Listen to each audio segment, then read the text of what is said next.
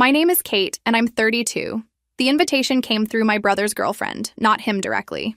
Family dinner to celebrate our engagement. The text read, Saturday, 7 p.m. at Meridian. 3 years. It had been 3 years since I'd seen any of them. 3 years since my father looked me in the eye and called my pregnancy the biggest mistake of your life. 3 years since I walked out of that house with nothing but my dignity and a baby growing inside me. Where are you watching from today? Drop your location in the comments below and hit that like and subscribe button if you've ever felt completely abandoned by the people who were supposed to love you unconditionally. You'll definitely want to stick around for what happened next. I stared at the message for 10 minutes, my thumb hovering over the keyboard. Meridian was the kind of restaurant where appetizers cost more than some people's grocery budget. The kind of place my father took clients when he wanted to impress them. The kind of place he'd never taken me, even for my college graduation dinner. But Jenna was trying. I had to give her credit for that.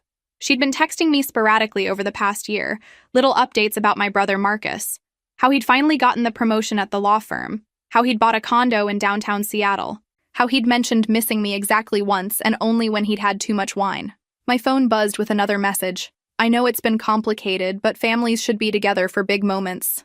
Please consider coming. Jenna. Complicated. That was one way to put it. Another way would be devastating, humiliating, soul-crushing. But I'd changed since then. I wasn't the same broken woman who'd cried herself to sleep for months, wondering if my father was right about me being a failure. I looked across my apartment at the corner where my son Ethan played with his wooden blocks.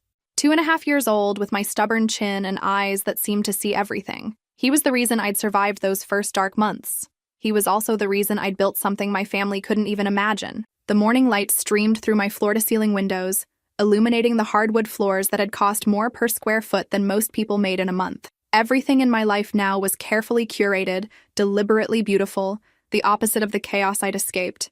The irony was delicious, actually. While they'd written me off as the family disappointment, I'd created something extraordinary, something that would blow their minds if they knew. But they didn't know, because they'd never bothered to ask how I was doing. They'd never wondered how a single mother managed to afford a nice apartment in Queen Anne. They'd never questioned where the money came from. In their minds, I was probably struggling, maybe on welfare, definitely regretting every choice that had led me away from their suffocating embrace. I typed back quickly before I could change my mind. I'll be there. 3 years of silence, and I was about to break it. Part of me wondered if this was a mistake, if I should just stay in my comfortable bubble where no one could hurt me. But a bigger part of me was curious to see if anything had changed. Curious to see if they'd even recognize the woman I'd become.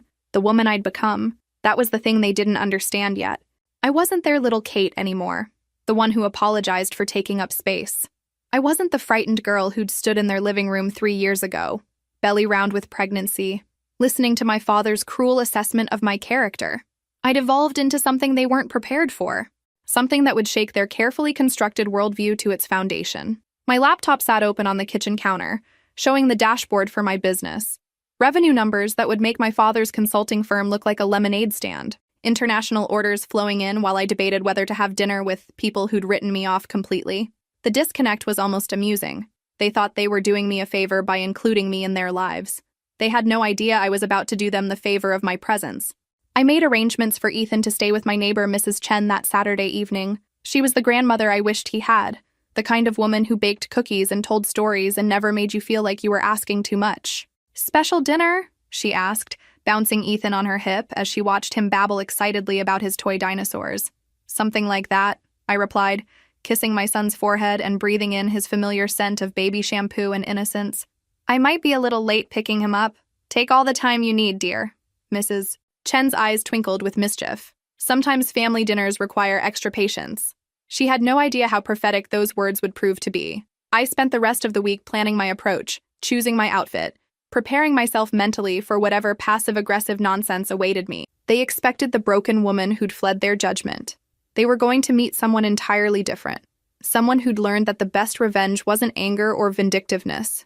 It was success they never saw coming. Saturday arrived with Seattle's typical October rain, the kind that makes everything look gray and uncertain. I stood in front of my closet for 20 minutes, debating what to wear. Too casual, and they'd assume I was still struggling. Too fancy, and they'd think I was putting on airs, trying to be something I wasn't. I settled on a simple black dress, well-tailored but understated, with my grandmother's pearl earrings. The ones my mother had claimed she'd lost after Grandma died. but I'd found them in her jewelry box during Christmas dinner 4 years ago. I'd taken them that night, slipping them into my purse while everyone was distracted by Marcus opening his expensive gifts. They belonged to me anyway. Grandma had promised them to me when I turned 21, but somehow my mother had forgotten that promise, just like she'd forgotten a lot of promises over the years. Those earrings had been with me through every major milestone since then. My grandmother's love crystallized into 2 perfect pearls that whispered encouragement when I needed it most. The drive to Meridian took 40 minutes through Seattle traffic, 40 minutes to rehearse conversations that probably wouldn't happen, 40 minutes to remember why I'd stayed away so long. The last time I'd seen my parents, my mother had asked if I was planning to keep it. The baby, she meant. My baby. As if Ethan were some inconvenient problem that could be solved with the right paperwork. As if my child were somehow negotiable, subject to their approval and convenience. My father had been more direct. You've ruined your life, Kate. And for what? Some guy who won't even marry you? He'd never asked who the father was. Never wondered if maybe the situation was more complicated than his judgmental mind could comprehend. He'd just seen an opportunity to prove what he'd always believed about me, that I was weak, irresponsible, destined to fail. The cruel irony was that the father wasn't some random guy I'd met at a bar. He was a successful businessman I'd been seeing for months, someone who'd made it clear that children weren't in his 5-year plan. When I'd told him about the pregnancy, he'd offered to pay for an abortion and disappeared from my life within the week. But somehow, in my father's narrative, I was the one who'd made poor choices. What he didn't know, what none of them knew, was that I'd been planning to leave anyway. The pregnancy had just accelerated my timeline. I'd been saving money for months, building an escape fund while I figured out how to extract myself from the family business where I'd been undervalued and overlooked for years. Working for my father's consulting firm had been like drowning in slow motion, watching Marcus get credit for my ideas, watching my contributions get minimized at every turn. The final straw had come when a strategy I'd developed for a major client had been presented by Marcus to the board, with my name nowhere in the presentation materials. The pregnancy had given me clarity. I couldn't raise a child in that toxic environment. I couldn't let my son grow up watching his mother be diminished daily. So I'd left, burned the bridges, started over. And in starting over, I'd discovered something remarkable about myself. I had instincts for business that my father's formal education had never taught him. I had intuition about market needs that his corporate experience couldn't match. I had the kind of hunger that only comes from building something from nothing. I was brilliant at e-commerce. Not just good, brilliant. Within 6 months of launching my online business selling handmade baby products, I'd attracted customers from across the country. Within a year, I'd expanded into premium organic skincare. By year 2, I was moving into international markets. The business my family knew nothing about had generated more revenue than my father's consulting firm had ever seen. And I'd done it all while raising a toddler, often working late into the night after Ethan was asleep, building something beautiful from the ashes of their rejection. But they thought I was struggling. They thought I was probably on welfare, probably living in some rundown apartment, probably regretting every decision I'd made. The assumption was so complete, so thoroughly wrong, that it had become almost entertaining. Almost. The truth was, I'd bought my apartment with cash. The truth was, my monthly income exceeded what they probably made in a quarter. The truth was, I'd achieved a level of financial independence they couldn't even imagine, and I'd done it all without their help, their approval, or their knowledge. I pulled into Meridian's valet parking area and handed my keys to the attendant. My car was nice but not flashy, a Honda Accord that got good gas mileage and had excellent safety ratings.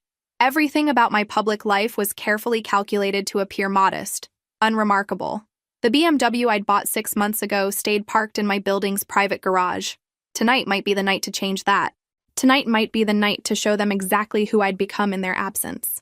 Through the restaurant's floor-to-ceiling windows, I could see my family already seated at a round table near the back. Marcus looked exactly the same, still carrying himself with that easy confidence that came from never doubting your place in the world.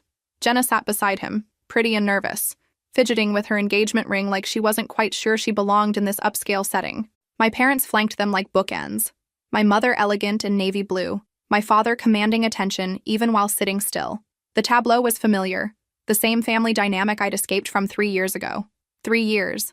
I took a deep breath, smoothed my dress, and walked toward the entrance. Time to find out if anything had really changed, or if they were still the same people who'd made me feel invisible my entire life. Something told me this dinner was going to be more interesting than any of us expected. Something told me they were about to learn who their daughter had become when she stopped trying to earn their love. The hostess led me through the restaurant's maze of white tablecloths and crystal glasses, past tables of well-dressed diners enjoying their Saturday evening. I felt their eyes follow me, probably wondering if I belonged in a place this expensive. If only they knew. I'd eaten at restaurants that made Meridian look like a chain diner, in cities they'd never heard of, celebrating deals they couldn't imagine. The irony wasn't lost on me that I was probably one of the wealthiest people in the room, yet everyone assumed I was the charity case tagging along with the family that could actually afford to be here. My family spotted me before I reached the table. I watched the sequence of expressions cross their faces. Surprise, assessment, guardedness. My mother's face immediately shifted into that polite mask she wore when she encountered something that didn't fit her expectations. My father barely looked up from his menu, the deliberate slight I'd anticipated. Marcus stood first, his lawyer training kicking in automatically. Kate. His voice was carefully neutral. Thanks for coming. I hugged him briefly, noting how he held himself back, afraid to show too much warmth. 3 years ago, we'd been close enough that he'd called me for advice about girls, about work, about the pressures of living up to Dad's impossible standards. Now he treated me like a distant acquaintance he was obligated to be polite to. Jenna bounced up next, clearly grateful to have someone else navigate the tension. I'm so glad you could make it, she whispered in my ear. This means everything to Marcus, even if he won't say so. My mother offered her cheek for a kiss, her perfume as expensive and overwhelming as always. Chanel No. 5, the same scent she'd worn for as long as I could remember. It used to make me feel safe when I was little, that familiar smell when she'd tuck me in at night. Now it just reminded me of all the times she'd stood by while my father tore me down, her silence more painful than his words. You look well, she said, which I knew was code for, you look better than I expected. Translation? She'd been expecting me to look haggard, worn down, visibly struggling. My father remained seated, barely glancing up from his menu. This was his power move, making people come to him, making them prove they deserved his attention. I'd seen him do it to employees, to business partners who needed something from him. I'd never thought he'd do it to his own daughter. But then again, I'd stopped being his daughter the moment I'd chosen my own path over his approval. Dad.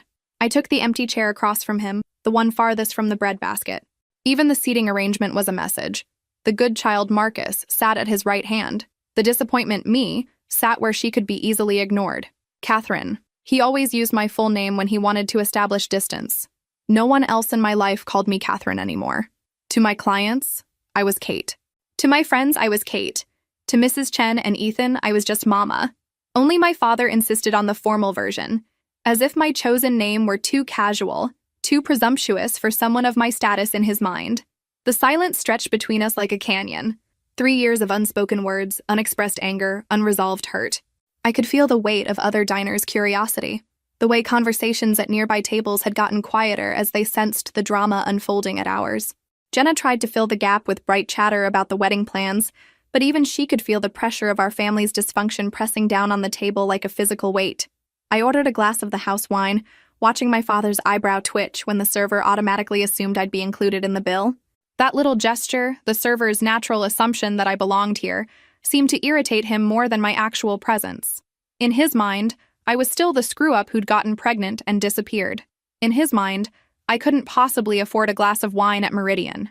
The wine arrived quickly. A decent Pinot Grigio that probably cost $20 a glass. I sipped it slowly, savoring both the taste and my father's obvious discomfort at seeing me act like I belonged in his world. So, my mother said after we'd ordered appetizers, tell us what you've been up to. Are you working? The question was loaded with assumptions. She expected to hear about part-time jobs, government assistance, the struggles of single motherhood.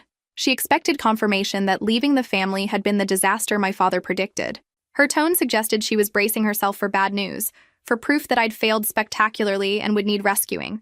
I have my own business, I said simply, taking another sip of wine that probably cost more than my father thought I made in a day. It's going well. Marcus leaned forward, his interest genuine for the first time since I'd sat down. What kind of business? E-commerce. I sell products online. I kept my answer vague, watching my parents' faces. My mother's expression suggested she thought I was probably hawking cheap jewelry on Facebook. My father looked like he was suppressing a smirk, probably imagining me running some kind of pyramid scheme or selling crafts on Etsy. That's wonderful, Jenna said warmly, and I could tell she actually meant it. Is it hard managing everything on your own? With the baby and all? The baby. Ethan was 2.5 years old, but to them he was still the baby, the mistake, the evidence of my poor judgment. I felt that familiar surge of protective anger, the mama bear instinct that had gotten me through the darkest days after I'd left. But I kept my voice level. His name is Ethan, and no, it's not hard. We have a good routine. Where is he tonight? My mother asked, as if suddenly remembering she had a grandson she'd never met. The question came out stilted, uncomfortable, like she was asking about a stranger's child out of politeness. With a babysitter. I didn't elaborate. They didn't deserve details about Mrs. Chen, about how she'd become more family to Ethan in 2 years than these people had been to me in 32. They didn't need to know about bedtime stories and homemade cookies and the kind of unconditional love they'd never learned how to give. The appetizers arrived, creating a temporary distraction.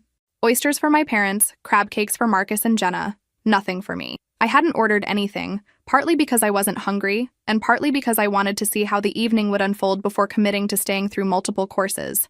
The familiar dynamic was already asserting itself. Them eating expensive food while I watched. The subtle reminder that I was here on sufferance, not by right. My father cleared his throat, the sound that always preceded his pronouncements. I hope you're being responsible about your finances, Catherine. Children are expensive, especially when you're on your own. There it was. The assumption that I was struggling, barely keeping my head above water. The certainty that I needed his wisdom, his guidance, his conditional help. I smiled, taking another sip of wine. I'm managing just fine, thanks. Are you, though? His voice carried that familiar, condescending tone that used to make me want to disappear under the table. Single mothers face unique challenges. If you need assistance, there are programs, government assistance, charity. In his mind, that was where I belonged now. That was what happened to daughters who didn't follow the script, who got pregnant without permission, who had the audacity to walk away from family money and family control. He was already mentally categorizing me with the people he talked about at his country club, the ones who needed help because they couldn't handle their own lives. I set down my wine glass and met his eyes directly. I don't need assistance. The words came out quieter than I'd intended, but they carried weight. I'm doing better than you think. He laughed, the sound sharp and dismissive. Kate, I know you're trying to save face, but there's no shame in admitting when you're in over your head. Pride doesn't pay rent. That's when the server appeared beside our table with the check presenter, and everything changed. The server's timing was perfect, as if the universe had choreographed this moment for maximum impact. The black leather check presenter landed on the table with a soft thud, and I watched my father's hand move toward it automatically. This was his ritual, his moment of control. The man who paid was the man in charge. The one who held the power, who could grant or withhold approval based on his assessment of who deserved his generosity. But before his fingers could touch the leather, he looked up at the server and said, loud enough for nearby tables to hear, "That one's not on our bill." He pointed at me casually, as if I were a stranger who'd wandered over and sat down uninvited. As if I were some kind of charity case who'd presumed too much by ordering a glass of wine in his presence. The silence was immediate and complete. Even the ambient noise of the restaurant seemed to fade as conversations at nearby tables stopped mid-sentence. Jenna's face went crimson, her hand flying to cover her mouth in shock. Marcus stared at his lap, his shoulders rigid with embarrassment. My mother examined her manicure with sudden fascination, the same way she'd always avoided looking at me when my father delivered his harshest judgments. The server, to his credit, kept his expression professionally neutral, though I caught the slight tightening around his eyes that suggested he'd witnessed this kind of family drama before. For 3 heartbeats, I felt 15 years old again. Standing in the kitchen while my father explained to my math tutor that he wouldn't be paying for extra sessions because Kate needs to learn that consequences follow choices. Feeling small and ashamed and somehow responsible for my own diminishment. The familiar weight of humiliation settled over my shoulders like a heavy coat I'd worn too many times before. But I wasn't 15 anymore. And I wasn't the broken woman who'd fled this family 3 years ago with nothing but her dignity and a baby growing inside me. I'd spent those 3 years building something extraordinary, creating a life that would shock them if they knew the truth. I'd spent sleepless nights working while Ethan slept, turning my desperation into determination, my rejection into rocket fuel. I smiled, not the tight, apologetic smile I used to offer when my father humiliated me in public. A real smile, warm and genuine and completely unexpected. The kind of smile that suggested I knew something they didn't, which, as it turned out, I absolutely did. He's absolutely right, I said to the server, my voice carrying clearly in the hushed space around our table. I should handle my own portion. The server nodded, clearly relieved to have some direction in what was becoming an increasingly uncomfortable situation. Shall I bring separate checks then? That won't be necessary. I opened my purse and removed my credit card, The black metal one that always made servers do double takes. The one that came with perks I'd never dreamed of when I was scraping together grocery money 3 years ago. I'll take care of the entire bill, actually, except for his portion. I gestured toward my father with the same casual dismissiveness he'd shown me. He can handle his own. You know what's funny about family dynamics? They're built on the assumption that everyone will keep playing their assigned roles forever. The responsible child stays responsible. The disappointment stays disappointing. The man with the money keeps all the power. But what happens when someone decides to rewrite their part? What happens when the family disappointment turns out to be the family success story no one saw coming? My father's face went through several color changes, settling somewhere between confusion and outrage. This wasn't how the script was supposed to go. He was supposed to pay the bill, demonstrate his authority, remind everyone of their place in the hierarchy. I was supposed to accept his judgment, maybe offer to pay my small portion with whatever crumpled bills I could scrape together from my purse. "Kate, what are you doing?" "What you taught me," I replied, signaling for the server to bring the card reader. Taking care of my own responsibilities. Marcus tried to intervene, his lawyer instincts kicking in to defuse the situation. "This is ridiculous. Dad was just being—" He fumbled for words that would make this less awful than it was. There weren't any, because what my father had done wasn't just being practical or protective. It was deliberate humiliation, designed to put me in my place in front of his chosen witnesses. Clear about the boundaries, I finished for him, which I appreciate. It eliminates any confusion about expectations. The server returned with the check broken down by seat. I scanned it quickly. $347 for 5 people, not including the tip. My father's portion was $127 for his steak, appetizer, and 3 glasses of their second most expensive wine. I handed the server my card along with a folded $20 bill. A little tip for managing what was obviously becoming a very awkward situation with professional grace. "Everything except seat 4, I instructed quietly. "And keep the change on what you're charging me." The 20 was his tip for managing an awkward situation with grace. The card payment would be $220, plus a substantial tip on the overall bill. My father could figure out his own gratuity situation. While we waited for the payment to process, the table sat in stunned silence. I could practically hear the mental recalculations happening around me. How was I paying for a dinner this expensive? Where was this confidence coming from? Who was this woman who looked like their Kate but acted like someone they'd never met? The server returned, handed me my card with the kind of respectful efficiency that came with recognizing a customer who wasn't worried about money, and left the leather presenter containing my father's portion sitting in front of him like a small black monument to karma. "Catherine," my father said, his voice tight with controlled anger, "this is unnecessary." "Is it?" I tucked my card back into my wallet, movements deliberate and calm. "Because it seems pretty necessary to me. You made your position clear. I'm responding appropriately. The thing about building an empire in secret is that every small victory feels amplified when no one witnesses it. 3 years ago, I'd been checking my bank balance obsessively, calculating whether I could afford groceries and diapers in the same week. 18 months ago, I'd signed my first 6-figure contract and celebrated alone in my apartment with takeout Thai food and sparkling cider because I was still nursing Ethan. The irony wasn't lost on me that my family was downstairs arguing about my failings while I was upstairs toasting my success in solitude. 6 months ago, I'd hit 7 figures in annual revenue and bought myself a BMW to mark the milestone. I'd driven it exactly 3 times and only late at night when I was sure no neighbors would recognize me. The car sat in my building's private garage like a beautiful secret, waiting for the right moment to make its debut. That moment felt closer now than it ever had before. The business had started as desperation disguised as entrepreneurship. I'd been 5 months pregnant, unemployed, and rapidly burning through my savings when I'd noticed how expensive organic baby products were. More specifically, how markup-heavy and poorly made most of them were. The big brands were charging premium prices for products that contained the same synthetic ingredients as their budget counterparts, just with fancier packaging and marketing claims about being natural. I'd started experimenting in my apartment's tiny kitchen, making chemical-free soaps and lotions, initially just for my own use. The first sale happened almost by accident. A mom at my prenatal yoga class had complimented the soap I'd brought to share in the communal bathroom. "Where did you get this? It smells amazing and my skin isn't breaking out." When I'd mentioned making it myself, she'd insisted on buying 5 bars. Then she'd told her sister, who'd told her neighbors, who'd started placing orders through Facebook messages. Word spread through Seattle's mommy networks like wildfire. Suddenly, I had women driving across the city to buy soap from a pregnant woman working out of her kitchen. Within 3 months, I'd outgrown my kitchen and was renting space in a commercial kitchen on weekends.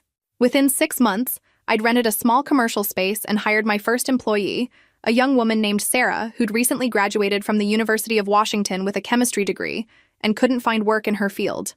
By Ethan's first birthday, I was shipping to 12 states and fielding calls from major retailers who'd heard about my products through industry connections. The real breakthrough had come when a lifestyle blogger with 2 million followers had featured my products in a Clean Beauty for New Moms post. She'd ordered a sample box on a whim, expecting nothing special, and had ended up featuring my lavender baby wash as her top pick of the month. Orders had exploded overnight. I'd gone from processing 50 orders a week to 500 orders a day. My small operation had transformed into a sophisticated fulfillment system almost overnight, and I'd had to scramble to scale everything up while maintaining the quality that had gotten me noticed in the first place. That was when I'd discovered I had a genuine talent for business strategy. Not the theoretical kind they taught in business school, but the practical, intuitive understanding of markets and customer psychology that couldn't be learned from textbooks. I understood what motivated busy mothers to spend premium prices on products that promised to make their lives easier. I knew how to position my brand as premium without being pretentious, accessible without being cheap. The woman who'd written me off as a failure had built something extraordinary while they weren't paying attention, and every month brought new milestones that proved my father's assessment of my potential had been spectacularly wrong. I'd recently closed a deal to supply a national organic grocery chain with my products. The contract alone was worth more than my father's consulting firm made in a typical year, but I'd kept it quiet, deliberately, strategically quiet. I'd learned early that my family's dynamic required me to be less successful than Marcus, less accomplished than my parents expected, less threatening to their established hierarchy. When I'd briefly tried to excel in my 20s working at my father's firm, the response had been swift and discouraging. Credit for my ideas went elsewhere. My initiatives got buried. My contributions were minimized in meetings where my father would present my strategies as his own insights. So I'd built my new life like a parallel universe, complete and thriving and completely invisible to them. My apartment in Queen Anne looked modest from the outside, but had been gutted and redesigned with the kind of details that cost serious money. Custom cabinets that had been handcrafted by artisans in Portland. Hardwood floors made from reclaimed wood that cost more per square foot than most people's cars. A kitchen that could have been featured in architectural magazines, equipped with professional-grade appliances that I actually knew how to use. Ethan's nursery was a study in understated luxury. Organic cotton everything. A handcrafted crib that had been made by artisans in Vermont. Educational toys that encouraged creativity and independent thinking. He was growing up surrounded by beauty and quality and unconditional love. Everything I'd wanted as a child but rarely received. His college fund already had more money in it than most adults had in their retirement accounts, and he wasn't even 3 years old yet. And still, when my family looked at me, they saw the failure. They saw the cautionary tale, the example of what happened when you didn't follow the approved path. They saw someone who needed rescuing, someone who'd probably come crawling back eventually with apologies and requests for help. They had no idea that I was the one in the position to offer help now, if they'd ever been humble enough to ask for it. The irony was delicious. While they'd been imagining my struggles, I'd been solving problems they couldn't even comprehend. While they'd been assuming I was barely surviving, I'd been thriving in ways that would shock them. While they'd been writing me off, I'd been writing my own story, and it was a bestseller they'd never seen coming. Sitting in Meridian, watching my father fumble with his portion of the check like a man who'd never been asked to pay for his own meal, I felt the satisfaction of a plan 3 years in the making finally coming to fruition. This dinner wasn't just about celebrating Marcus's engagement. It was about testing whether anything had changed, whether they'd learned anything from my absence, whether they were capable of seeing me as anything other than their predetermined idea of who I was supposed to be. The answer was clearly no, which meant it was time for them to learn something new about the daughter they thought they knew. It was time to show them what happened when you underestimated someone who had nothing left to lose and everything to prove. The server had discreetly removed my father's leather presenter after he'd finally, grudgingly, placed his card inside with the stiffness of a man performing an unnatural act. The payment process had taken longer than usual, probably because he'd been forced to calculate his own tip for the first time in years. I watched him struggle with the mathematics of appropriate gratuity, clearly uncomfortable with the concept of managing his own financial obligations at a restaurant. Old habits die hard when you're accustomed to being the sole financial authority at every table, the one who controls the purse strings and, by extension, everyone else's sense of belonging. Marcus cleared his throat, trying to restore some semblance of normalcy to the evening that had gone so far off script it was practically performance art. So, Kate, the business you mentioned, what exactly do you sell online? I appreciated that he was genuinely asking. not just making conversation to fill the uncomfortable silence. Marcus had always been the family member most capable of seeing me as an actual person, rather than a disappointment-shaped problem to be managed. Even now, with tension thick enough to cut with a knife, he was trying to bridge the gap that our father had just made exponentially wider. Organic baby and skincare products, I said. Started with soaps and lotions, expanded from there. My mother perked up with the kind of interest she usually reserved for gossip or sale announcements at Nordstrom. Oh, that's nice, dear. Like a little craft hobby that brings in some extra spending money? A craft hobby. Extra spending money. The words landed exactly where she'd intended them to, minimizing my work into something quaint and harmless, something that wouldn't threaten the established order of family success, something that could be dismissed as easily as it was acknowledged. I felt that familiar surge of anger, but it was different now, cleaner, more focused, more useful. Something like that, I said, taking a final sip of wine. My father had been uncharacteristically quiet since the check incident, but now he seemed to recover some of his usual commanding presence. He straightened his shoulders and fixed me with the look that used to make me want to crawl under furniture when I was little. Well, at least you're trying to be productive. That's more than I expected, honestly.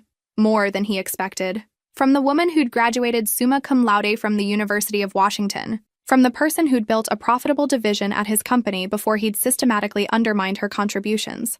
From the daughter who'd created something extraordinary from nothing while raising a child alone. More than he expected. The casual cruelty of it was breathtaking, and yet somehow exactly what I'd known was coming. Jenna seemed to sense the undercurrents threatening to torpedo what was supposed to be a celebration. Would you like to see the ring up close? She asked, extending her left hand across the table. Marcus picked it out himself. The ring was beautiful, a classic solitaire that caught the restaurant's ambient lighting perfectly. It was also exactly the kind of ring I would have chosen for myself, if I'd been the type of woman who needed someone else to choose her jewelry. It's lovely, I said, and meant it. When's the wedding? Next spring, Marcus answered. May, probably. We're looking at venues now. The Fairmont Olympic is our first choice, my mother added. But they're booking out almost 2 years now. We might have to be creative. We, not they. My mother had seamlessly inserted herself into Marcus and Jenna's wedding planning, the same way she'd inserted herself into every major decision my brother had ever made. The way she'd tried to insert herself into my life until I'd made it impossible by moving away and changing my phone number and building walls too high for her manipulative reach to scale. I'm sure you'll find something perfect, I said. Spring weddings are beautiful. The server returned to clear our empty wine glasses and ask about dessert. My father waved him away impatiently, clearly ready to end this evening that had veered so far from his expectations. Just the check, he started to say, then stopped, remembering that the check had already been handled. By me. The one who supposedly couldn't afford her own dinner? The one who was supposed to be grateful for whatever crumbs of acceptance they chose to throw her way. I pushed back from the table, gathering my purse. I should get going. Mrs. Chen is watching Ethan, and I don't like to impose too late on weekend evenings. Mrs. Chen? My mother asked, her voice carrying that particular tone she used when encountering information that didn't fit her preconceptions. My neighbor. She's wonderful with him. More of a grandmother figure than... I trailed off, letting them fill in the blanks about their own absence from their grandson's life. About their choice to write off their only grandchild along with the daughter who'd disappointed them. About the love and connection they'd forfeited in service of their own stubborn pride. Marcus stood as I did, his lawyer instincts kicking in again. Kate, I'm glad you came. Maybe we could have coffee sometime? Just the two of us? I considered it. Marcus hadn't chosen the dynamic that had pushed me away. He'd benefited from it, certainly, but he'd also been shaped by the same system that had diminished me. The same parents who'd taught him that love was conditional, that acceptance had to be earned, that family loyalty meant never questioning the established hierarchy. Maybe there was room for rebuilding something real between us. Something that existed outside the toxic framework our parents had created. I'd like that, I said. Have Jenna text me your number. Mine changed. I hugged them both goodbye, kissed my mother's cheek perfunctorily, and nodded at my father who remained seated, still processing the evening's unexpected power shift.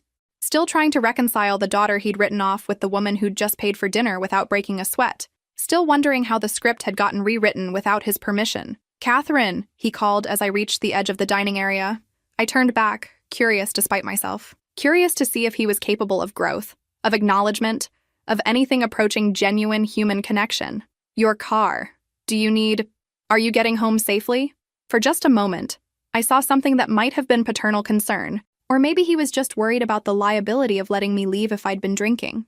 Or maybe he was fishing for information about my current circumstances, trying to gauge whether the confident woman who'd just taken control of the evening was sustainable or just a temporary performance. Either way, it was the closest thing to caring he'd shown all evening. "I'm perfectly fine, Dad. Thanks for asking." I walked toward the exit, feeling their eyes following me like spotlights. 3 years ago, I'd left their house broken and ashamed, convinced I'd ruined my life with one impulsive decision. Tonight, I was leaving Meridian as the woman who'd paid for their dinner while they sat there recalculating everything they thought they knew about me. The transformation was complete, even if they didn't understand it yet. The valet station was busy, other diners claiming their cars for the evening. I handed over my ticket and waited, breathing in Seattle's crisp October air and watching the restaurant through its floor-to-ceiling windows. Through the glass, I could see my family still at the table, probably dissecting the last 2 hours like a legal brief, probably trying to figure out how their narrative about my failures had gotten so completely upended. That's when I heard my name being called from the valet station, and I realized the evening was about to get much more interesting.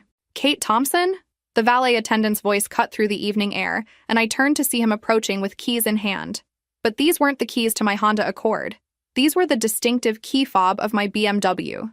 The car I'd driven exactly 3 times since buying it 6 months ago.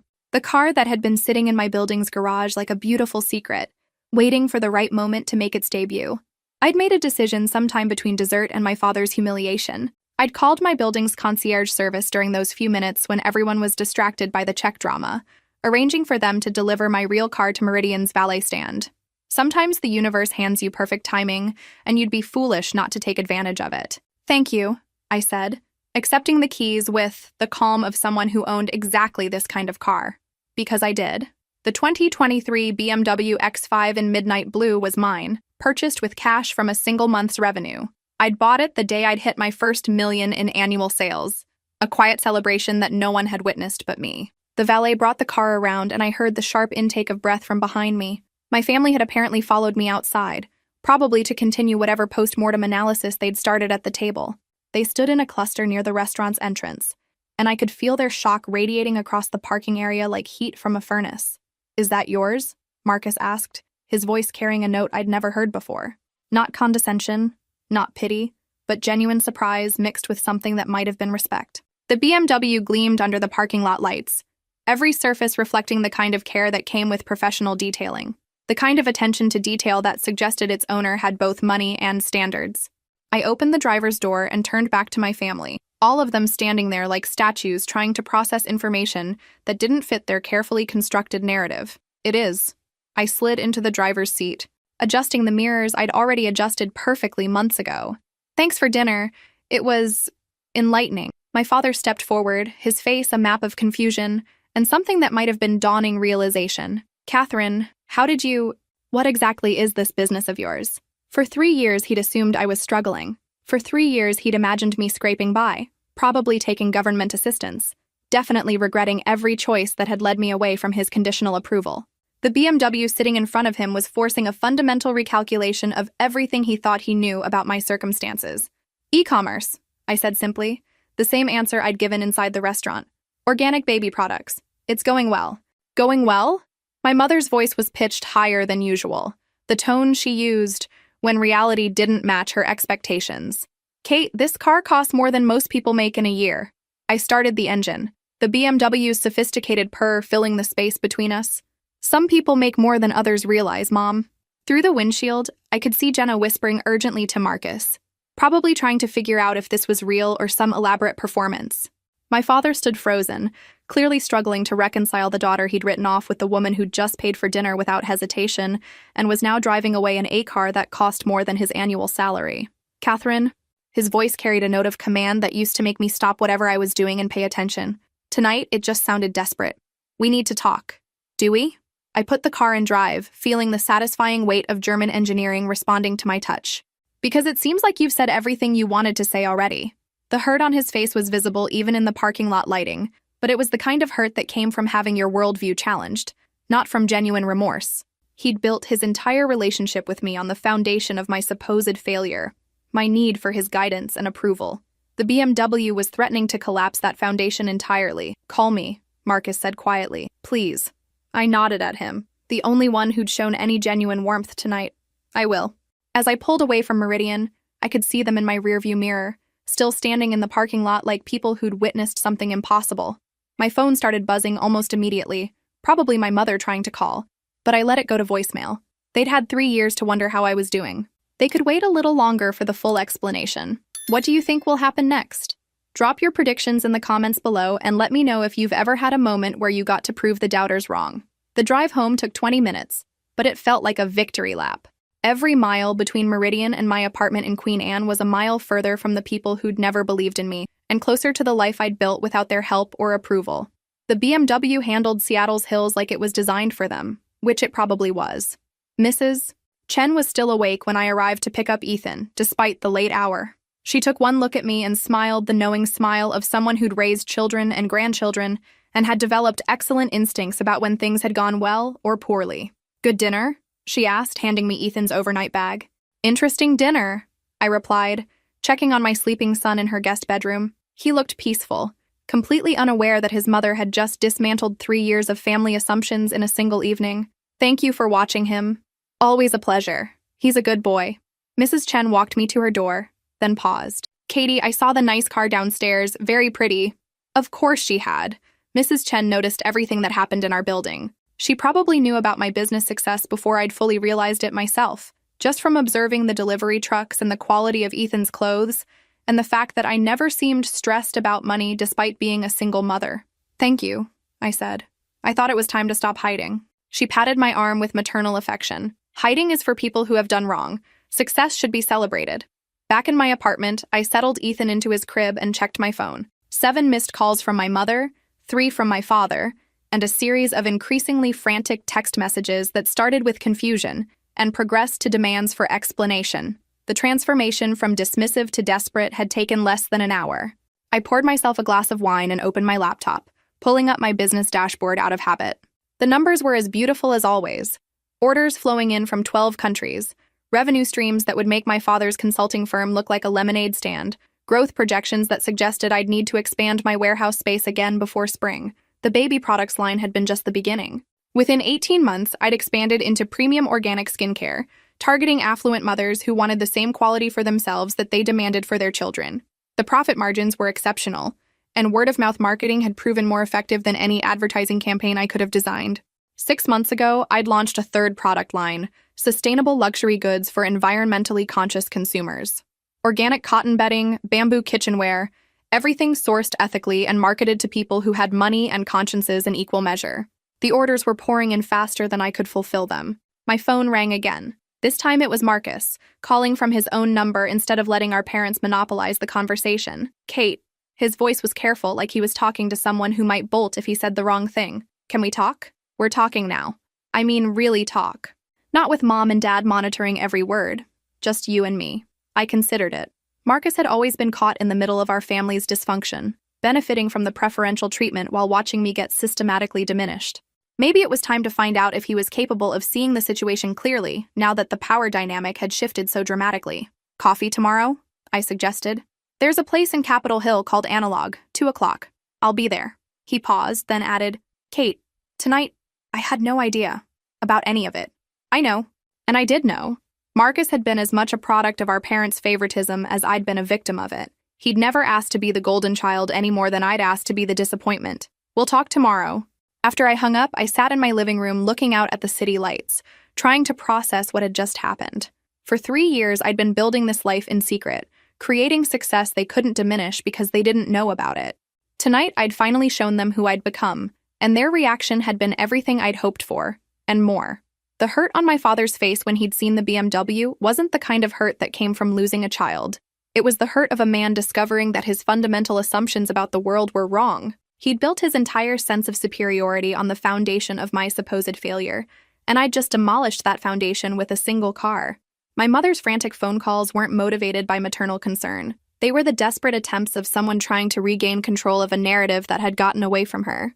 She'd spent 3 years telling her friends about her troubled daughter, the one who'd gotten pregnant and disappeared. Now she was going to have to explain why that troubled daughter was driving a car that cost more than most people's houses. The irony was perfect. They'd written me off so completely that they'd stopped paying attention, giving me the freedom to build something extraordinary without their interference. Their dismissal had been my liberation. I finished my wine and checked on Ethan one more time before heading to bed.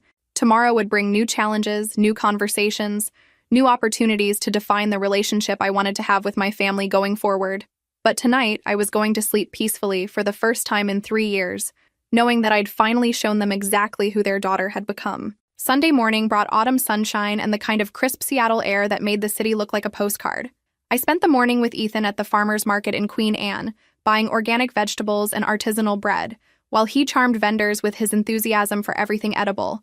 This was our routine, our quiet domestic happiness that existed completely separate from the drama that had unfolded the night before.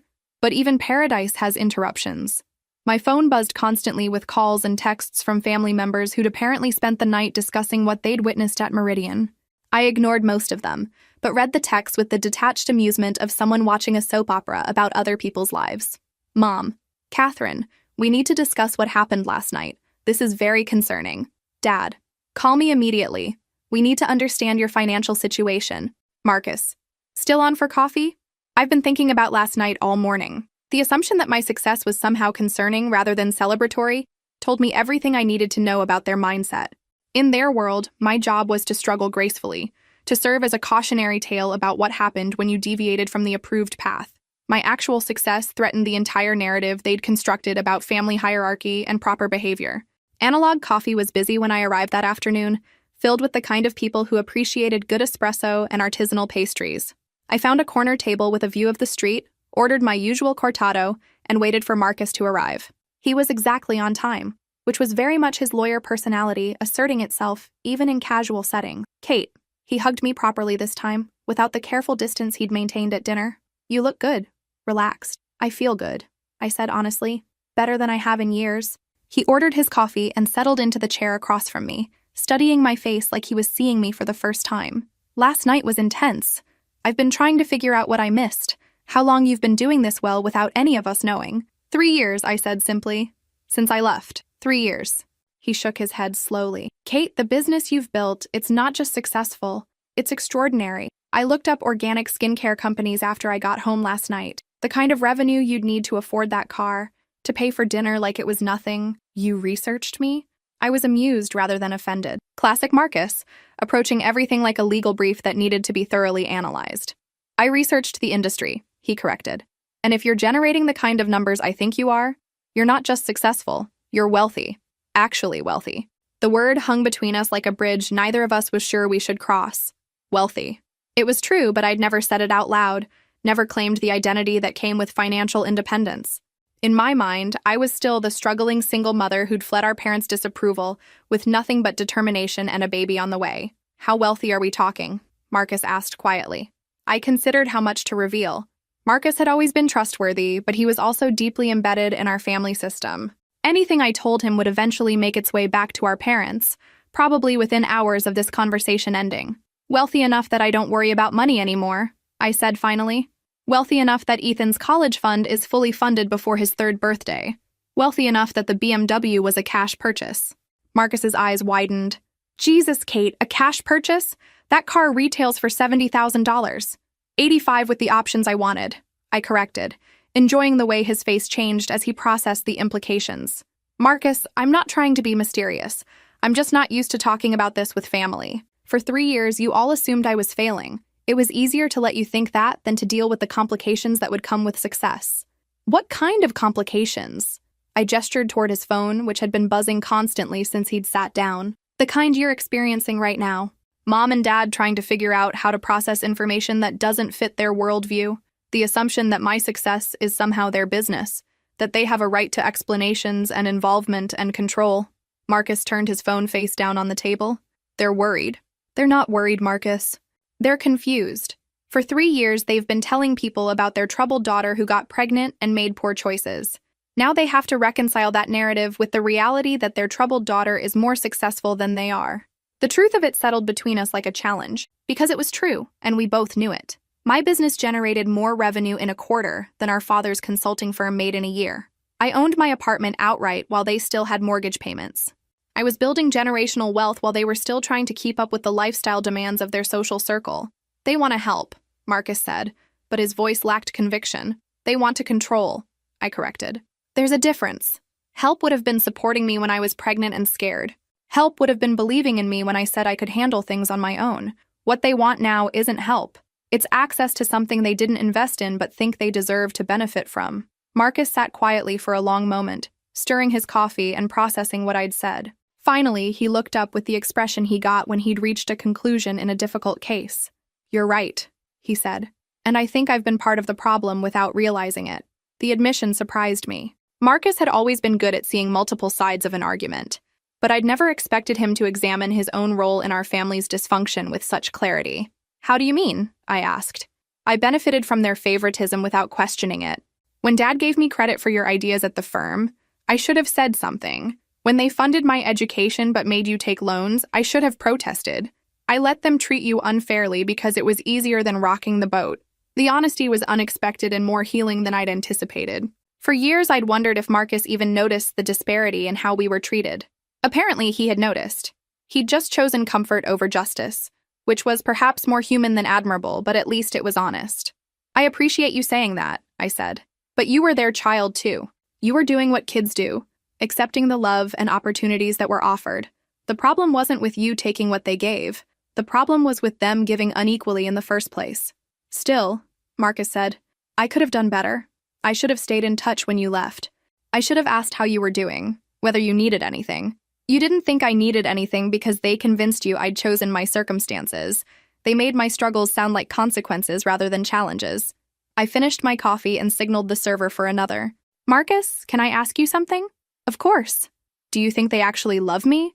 Or do they just love the idea of having control over me?" The question hung between us like a live wire. It was the one I'd been afraid to ask for 3 years. The one that went to the heart of everything that had happened between us. Marcus was quiet for so long I thought he might not answer. When he finally spoke, his voice was careful, measured. "I think they love you, but I think they love their version of you, the one who fits their expectations and validates their choices. They don't know how to love the real you, the one who succeeded without their permission. That's not love, Marcus. That's conditional acceptance." "I know." His voice was sad, resigned. "I've been thinking about that all morning, about how they treated you when you were pregnant, how quickly they wrote you off when you didn't follow their script. Real love doesn't come with conditions." The conversation was interrupted by my phone ringing. My father's name appeared on the screen, and I felt that familiar tightness in my chest that came with seeing his contact information. Old habits die hard, even when you've outgrown the need for someone's approval. "Answer it," Marcus suggested. "Maybe it's time to have the conversation you've been avoiding." I considered it, then declined the call. "Not here. Not now. If he wants to talk to me, he can figure out how to ask respectfully instead of demanding my immediate attention like I'm still 12 years old." The phone rang again immediately. This time it was my mother. I declined that call too. "They're persistent," Marcus observed. "They're panicked," I corrected. "Last night shattered their understanding of who I am and what I represent in this family. They're trying to regain control of a situation that was never theirs to control in the first place." My phone buzzed with a text from my father. "Catherine, this is important. We need to discuss your business immediately." I showed the message to Marcus, who winced. He's not exactly leading with empathy. He's leading with entitlement, the assumption that my business is something he needs to discuss, rather than something he might want to celebrate. I put my phone on silent and tucked it into my purse. "Marcus, I want you to understand something. I didn't build this business to prove them wrong or to get revenge. I built it because I had to survive, and then I kept building it because I discovered I was good at it. But it must feel satisfying, knowing they were wrong about you." I considered the question seriously. "It feels like justice, not revenge, just balance. For my whole life, they've assumed they knew better than I did about everything. My capabilities, my potential, my choices. Last night was the first time I've ever been able to show them definitive proof that their assumptions were wrong. And now? Now I get to decide what kind of relationship I want to have with them going forward, if any." I met his eyes directly. "Marcus, I need you to understand that I'm not the same person who left 3 years ago. I don't need their approval anymore. I don't need their money or their connections or their conditional love. I've built something beautiful without them, and I'm not going to let them diminish it just because they feel threatened by it." "What about Ethan? Don't you want him to know his grandparents?" The question hit harder than I expected. I'd been so focused on protecting myself from their toxicity that I hadn't fully considered what I might be taking away from my son. "I want him to know grandparents who love him unconditionally," I said finally. "If they can learn to do that, If they can accept him and me without trying to control or change us, then yes. I'd love for him to have that relationship, but if they can't, if they're going to treat him the way they treated me, then no. I won't expose him to that. Marcus nodded slowly. That seems fair. The ball is in their court now, I said. They know where I stand. They know what I've accomplished. If they want a relationship with me and with their grandson, they can figure out how to approach that respectfully. But I'm done pretending to be someone I'm not to make them comfortable. Monday morning brought the kind of clarity that only comes after making a decision you've been avoiding for years. I dropped Ethan at his daycare, where he was greeted with the enthusiasm reserved for favorite people, and drove to my office in South Lake Union. Yes, I had an office. A beautiful space in a converted warehouse with exposed brick walls and floor-to-ceiling windows that looked out over Elliott Bay. For 3 years, I'd been running my business from my apartment, but 6 months ago, success had demanded a more professional setup. Now I employed 12 people full-time, from customer service representatives to product development specialists to a warehouse manager who oversaw our shipping operations. We were no longer a small company pretending to be bigger than we were. We were an actual enterprise with real employees and substantial overhead and growth projections that made my accountant nervous in the best possible way. Sarah, my first hire and now my operations manager, was waiting in my office with coffee and the kind of expression that suggested she'd been monitoring my phone over the weekend. "Rough family dinner?" she asked, handing me a perfectly prepared cortado. "Interesting family dinner," I corrected, settling behind my desk and opening my laptop. "What's the damage from this weekend's orders?" "Up 18% over last weekend. The new lavender sleep set is performing better than we projected. We're going to need to increase production if the trend continues." Sarah pulled up the sales dashboard on the wall-mounted monitor. "But that's not what I wanted to talk to you about." "Oh? Kate, you've got media requests. 3 different business publications want to interview you about the company. Apparently, someone leaked information about our revenue numbers, and now everyone wants to know about the mysterious single mother who built a multi-million-dollar business in 3 years." I frowned. Who would leak revenue information? Could be anyone. A vendor, a customer who did the math, someone from the bank. The point is, the secret's out. People are starting to pay attention to what you've built here. The irony was perfect. I'd spent 3 years hiding my success from my family, and now it was about to become public knowledge. The universe had a sense of humor about timing. Schedule the interviews, I decided. If we're going to be public about this, let's do it right. My phone buzzed with another call from my father. I was beginning to think he'd cleared his entire calendar to focus on figuring out how to process Saturday night's revelations. "Are you going to answer him eventually?" Sarah asked. "When I'm ready to have that conversation on my terms," I said. Right now, he's in panic mode. He's trying to understand how the daughter he wrote off became more successful than he is. Until he can approach this with genuine curiosity instead of wounded pride, there's no point in talking. Sarah had been with me since the beginning. She'd watched me build this company from nothing while dealing with the exhaustion of new motherhood and the emotional fallout from family rejection. She understood better than anyone how much my family's dismissal had cost me and how much their belated attention was worth. "What do you think they want?" she asked. "Control," I said without hesitation. "They want to understand my business well enough to have opinions about how I should run it. They want to insert themselves into my success story so they can take credit for my resilience. They want to transform my victory into evidence of their good parenting. And what do you want?" The question stopped me. What did I want? For 3 years, I'd been focused on survival, then success, then maintaining the boundaries that kept me safe from their toxicity. I'd never really considered what I wanted from them beyond basic respect and acknowledgement. "I want them to see me," I said finally. Not their idea of who I should be, not their assessment of my choices, not their projection of their own fears and limitations. I want them to see who I actually am and love that person, or at least respect her enough to leave her alone. That's fair. It's also probably impossible, I admitted. People don't change their fundamental worldview easily, especially when that change requires acknowledging they were wrong about something important. My computer chimed with an email notification, a message from Marcus with the subject line, "Family Meeting Request." I opened it cautiously. "Kate, Mom and Dad want to have a family meeting tonight at their house. They're asking if you'll come. I told them I'd ask, but I wouldn't pressure you. Whatever you decide, I'll support. But I think they're genuinely trying to understand what happened Saturday night." A family meeting, the formal structure they used when someone needed to be corrected or realigned with family expectations. I'd been subjected to several of them over the years, usually when my behavior didn't meet their standards. The fact that they were requesting my presence rather than demanding it was progress, but the format itself was deeply problematic. "What's that expression about?" Sarah asked. They want to have a family meeting about my success. I showed her the email. The same format they used to use when they wanted to lecture me about my failures. Are you going to go? I thought about it seriously. Part of me was curious to see how they'd handle a conversation where I held all the power. Part of me wanted to give them a chance to surprise me with genuine growth and humility. But a bigger part of me recognized that meeting them on their territory, using their preferred format, would put me at an automatic disadvantage. No, I decided. If they want to talk to me about my life and my choices, they can do it on neutral ground with no predetermined agenda. I'm done being summoned to explain myself to people who should be celebrating my success instead of interrogating it. I typed a response. Marcus, I appreciate the invitation, but I'm not interested in a family meeting format. If Mom and Dad want to have a conversation with me, they can suggest lunch somewhere public where we're all equals. Otherwise, they have my number if they want to call and apologize for Saturday night. Kate, Tuesday. Evening found me at home with Ethan, reading bedtime stories, and marveling at how completely he'd transformed my understanding of what love should feel like. Unconditional, unquestioning, fierce in its protectiveness, but gentle in its daily expression. Everything my family had never learned how to give me. I was cleaning up his toys when my doorbell rang. Through the peephole, I saw my parents standing in my hallway, both of them looking uncomfortable and uncertain. My father held a small bouquet of flowers, the kind of peace offering that suggested someone had coached him on appropriate behavior. For a moment, I considered not answering. They'd shown up uninvited, which was exactly the kind of presumptuous behavior I was trying to discourage. But curiosity won. I wanted to see if they were capable of genuine humility, or if this was just another attempt to reassert control using different tactics.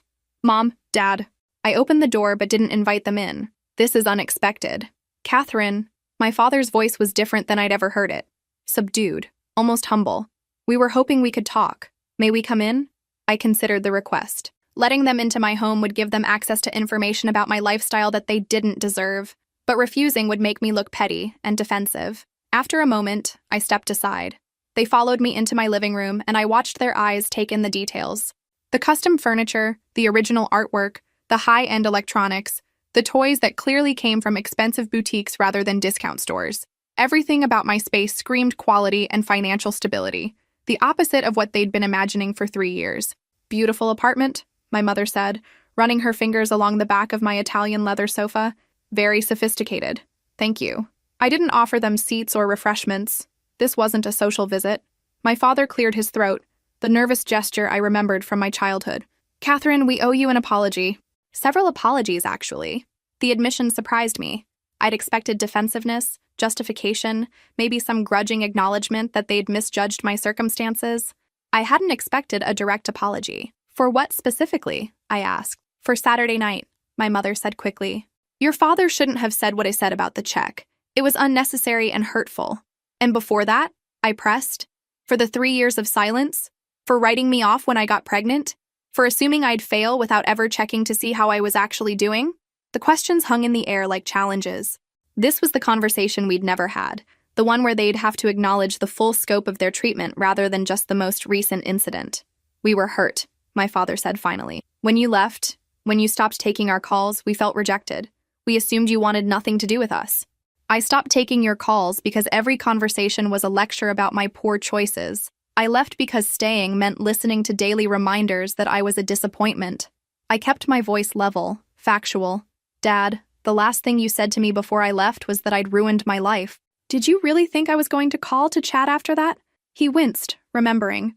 I was angry. I thought you were throwing your life away. And now? Now I see that I was wrong. The admission came out quietly, like it physically hurt to say. Catherine, what you've built, what you've accomplished. I don't understand how you did it, but I can see that you've succeeded beyond anything I thought possible. Some fracassadas acabam dando a volta por cima, I said in Portuguese, then translated for their confused expressions. Some failures end up turning things around. A client taught me that phrase. She's a Brazilian entrepreneur who built a global company after her family gave up on her. My mother shifted uncomfortably. We never gave up on you, didn't you? I met her eyes directly. When was the last time either of you asked how I was doing? When was the last time you wondered about Ethan's development, or whether I needed help, or whether I was happy? When was the last time you treated me like a daughter instead of a problem to be managed? The silence stretched between us, filled with 3 years of unspoken hurt and missed opportunities. Finally, my father spoke. What do you need from us now? The question was simpler than I'd expected, and more complex than he probably realized. What did I need from them? I'd built my life without their support, their approval, their involvement. I'd discovered I was stronger and more capable than they'd ever believed. I'd created success that didn't require their validation. I need you to see me, I said finally. Not the daughter who disappointed you. Not the cautionary tale about poor choices. Not the single mother you assumed was struggling. I need you to see the woman I actually became and decide if you can love her for who she is, rather than who you think she should be. We do love you, my mother said, her voice thick with emotion. Then prove it. I walked to the window, looking out at the city lights below. Stop trying to control my choices. Stop assuming you know what's best for me. Stop treating my success like it's somehow your business to approve or disapprove. Just love me. Support me. Be proud of what I've accomplished instead of confused by it. My father moved closer, and for the first time in years, I saw genuine vulnerability in his expression. I am proud of you, Catherine. Intimidated, confused, maybe a little embarrassed that I underestimated you so completely, but proud. The words I'd waited my entire life to hear, delivered 3 years too late but still powerful enough to crack something open in my chest. I turned back to face them, seeing not the judgmental parents who'd driven me away, but 2 people who'd made mistakes and were trying to figure out how to repair the damage. Ethan's asleep, I said quietly, but if you'd like to meet your grandson, he'll be awake tomorrow morning. I usually take him to the park around 10. My mother's face lit up with something I'd never seen before. Grandmother anticipation. We'd love that. One condition, I added. You meet him as the people you are now, not as the people you were when I left. He doesn't need to know about our history. He just needs to know that his grandparents love his mother and are excited to be part of his life. They nodded in unison, accepting the terms I'd set for their redemption. As they prepared to leave, my father paused at the door. Catherine, the BMW. That wasn't just about the money, was it? That was about proving that we were wrong about who you are. I smiled, the first genuine smile I'd shared with him in years. Dad, some failures really do turn things around. The trick is recognizing when someone isn't actually failing, they're just getting started. He laughed, a sound I hadn't heard from him in longer than I could remember. I'll try to remember that. After they left, I checked on Ethan one more time, then stood in my living room processing what had just happened. 3 years of anger and hurt hadn't disappeared in one conversation, but something had shifted. A door had opened, just a crack, toward the possibility of rebuilding something real. My phone buzzed with a text from Marcus. How did it go? Better than expected, I typed back. Still cautious but hopeful. Good. You deserve a family that celebrates you instead of tolerating you. He was right. And maybe, after all this time, I was finally going to get one. If this story resonated with you, make sure to like and subscribe for more stories about people who refuse to let others define their worth. Sometimes the best revenge isn't revenge at all. It's simply becoming exactly who you were meant to be, whether they believe in you or not.